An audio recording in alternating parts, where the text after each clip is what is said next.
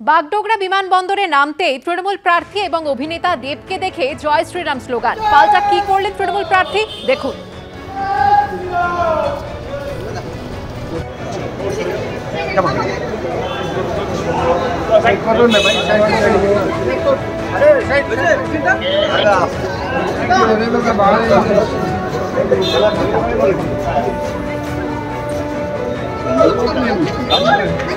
सामने से साइड कीजिए, सामने से।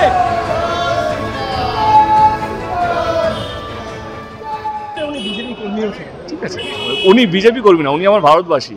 তার সবচেয়ে বড় পরিচয় হচ্ছে উনি ভারতবাসী এবং আমরাই বিভাজন করে রেখেছি। আমরা হিন্দু, মুসলিম, টিএমসি, বিজেপি, গরিব বা বড়লোক, এইভাবে মানে ওদেরও দোষ না, বড় বড় নেতারা এইভাবে বিভাজন করে রাখে। বাট আমি সেই বিভাজনে বিশ্বাস করি না, সবই ভারতীয়। আমরা চাই যেই জিতুক না কেন ভারত দেশটা যেন উন্নতি করে। অভিষেক বন্দ্যোপাধ্যায়ের বাড়ি ও অফিসের সামনে রেকি করেছে মুম্বাই হামলার চক্রী। ডায়মন্ড হারবারের বিদায়ী সাংসদকে ফোন করার চেষ্টাও করা হয়। অভিষেক বন্দ্যোপাধ্যায়ের আত্মসহায়কের অভিযোগের ভিত্তিতে মুম্বাই থেকে অভিযুক্তকে গ্রেফতার করেই চাঞ্চল্যকর দাবি করল কলকাতা পুলিশ। ঘটনার জেরে মুখ্যমন্ত্রী অভিষেক বন্দ্যোপাধ্যায়ের নিরাপত্তা বাড়ানো হলো। অভিষেক বন্দ্যোপাধ্যায়ের বাড়ি ও অফিসের সামনে মুম্বাই হামলার চক্রীর রেকি। ডায়মন্ড হারবারের বিদায়ী তৃণমূল সাংসদের পিএকে ফোন। অভিষেককেও ফোনের চেষ্টা করে মুম্বাই হামলার চক্রী। মুম্বাই থেকে অভিযুক্তকে গ্রেফতার করে এমনই চাঞ্চল্যকর দাবি করল কলকাতা পুলিশ। তাদের দাবি, প্রাথমিক তদন্তে জানা গিয়েছে 18 এপ্রিল কলকাতায় আসে মুম্বাই হামলার চক্রী রাজারাম রেগে। রাজনৈতিক কারণে সাক্ষাতের জন্য সময় চেয়ে অভিষেকের আত্মসহায়ককে ফোন করে সে। 18 ও 19 এপ্রিল কলকাতায় ছিল রাজারাম। 20 এপ্রিল মুম্বাই ফিরে যায়।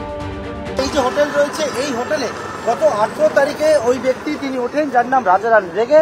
এবং যে বিষয় জানা যাচ্ছে যে এই ব্যক্তি কিন্তু অভিষেক বন্দ্যোপাধ্যায়ের সঙ্গে যোগাযোগ করার চেষ্টা করেন। রাজারাম রেগে এখানে আসে একটা হোটেলের নাম হচ্ছে ওরা, শেক্সপিয়ার সারনি থানা এলাকায়। ওখানে 2 দিন ছিল। হি even tried to make contact with honourable MP and his PA. he showed his willingness कि वो मीट करते চাইছে। ওনার অফিস এবং ওনার রেজিডেন্সের আশেপাশে রেকিও করা হয়েছে। কে এই রাজারাম রেগে? মুম্বাই হামলার সময় লস্করি তৈবাকে তথ্য পাচার করেছিল রাজারাম। সেই ঘটনায় অন্যতম অভিযুক্ত ডেভিড কোলম্যান হেডলির সঙ্গেও যোগাযোগ করেছিল সে। 26/11 বিস্ফোরণের পর রাজসাক্ষী হয়ে যায় অভিযুক্ত রাজারাম। শেক্সপিয়ার সরণি থানায় অভিষেকের আত্মসহায়কের দায়ের করা অভিযোগের ভিত্তিতে মুম্বাই থেকে অভিযুক্তকে গ্রেফতার করেছে কলকাতা পুলিশ।